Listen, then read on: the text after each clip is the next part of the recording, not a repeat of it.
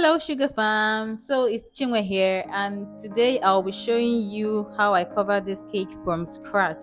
So if you're having a problem covering tall cakes as usual, this is your video to watch. Okay.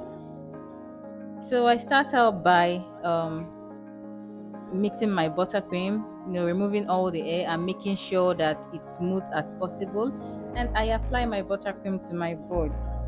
Okay.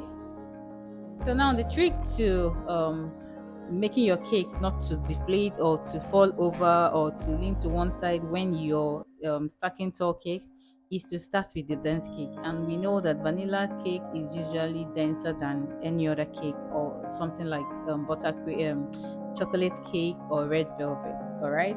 So yes, I start with my vanilla cake on the bottom, and then I go in with my other cakes. All right, that is how I stack my cake. And if you notice, I'm always taking off the top of my cake because sometimes it can accumulate moisture. All right, so I take it off so that it will not affect the aftertaste of the cake when the client or the customer wants to eat it. So when I was doing this cake, I wanted a tall cake. So when I was doing this cake, I realized that the three cakes will not be enough. So I had to add another extra layer on top of it. So as usual, always take off the top of your cake. That is what I normally do. Yes, that way it can stay fresh for a longer time. So after layering the cakes, I put in a dowel rod in between the two cakes so that it will not tilt over when either in transition or as I'm coating the cakes or decorating them. So this is what I do. You can use keywords if that's what you have in your area, just something stable enough to hold the cake from shifting to both sides. So I go in and I trim my cake. um the size of my cake were not equal, and in the state that I am in the country that I'm in, it's usually hot.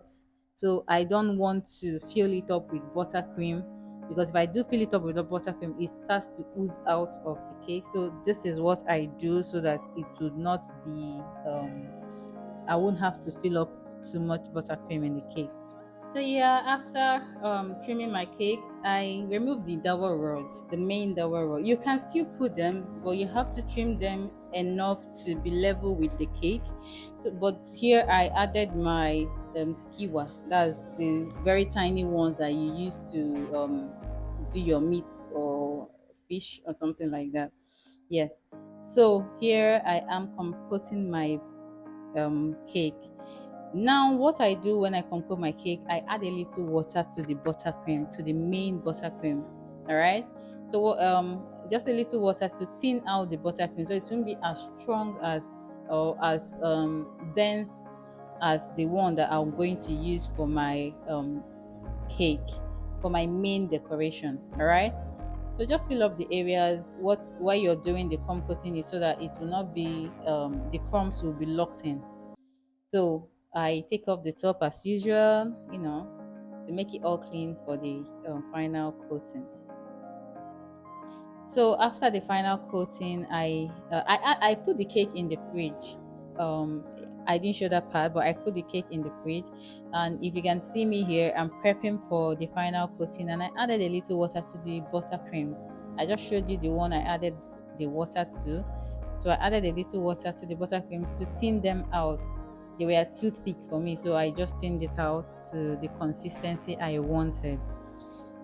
All right, so here I'm working with a yellow buttercream, a yellow and green buttercream. So the yellow would be on top, and then the green would be on the down part of the cake.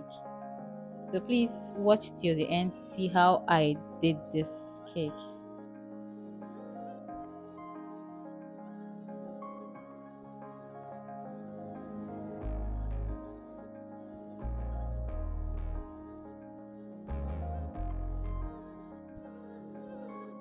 So it's easier to work from the top of your cake if you're working with a tall cake. You work from the top and you work your way down So for this cake, I worked from the top because I wanted two different colors. So here I'm applying the green buttercream to the cake because I wanted a difference in the two buttercream. No, normally I have a video where I showed how to do two-tone buttercream. This is like a two-tone buttercream, yes. I have a lot of two-tone buttercreams. I just realized that right now. And I love them because the color blending is something else. But in this two-tone buttercream, after I smoothed it out, I had to go in with a textured smoother. All right, so if you can watch to the end, I pray you watch to the end, you will see what I did with it. Okay, so as usual, I go in and fill up the other parts with the buttercream that is required for it. So I also clean off my bench scraper so that the colors will not blend together. All right, separate your buttercreams and put them in the bowls where they belong, and clean off and start again.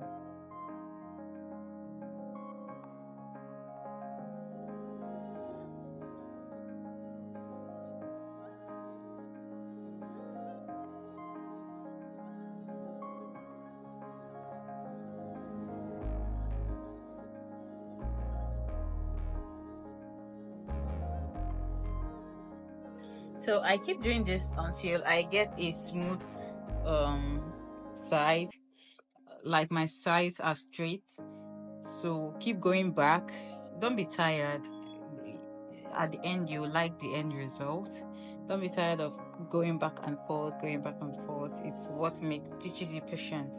To be, you don't have to be perfect, but at least you have your work should speak for itself. So here I use the textured scraper that I have. So I use them to create this line. So the idea is going over more than once so that the indentation will be properly pronounced. Okay.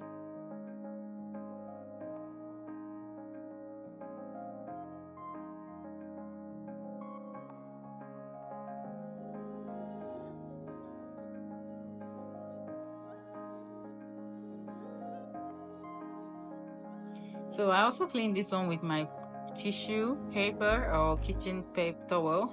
Anything that you have that you can use and clean it off, do that, and continue working on your with your scraper. So here I'm fixing all the toppers. All you have to do to create this topper is to print it out and cut it to the desired sizes that you want. So after I add the toppers and I add a happy birthday to what to the way I want it to be, I add my sprinkles, and then this is the final result. Thank you so much for watching my videos.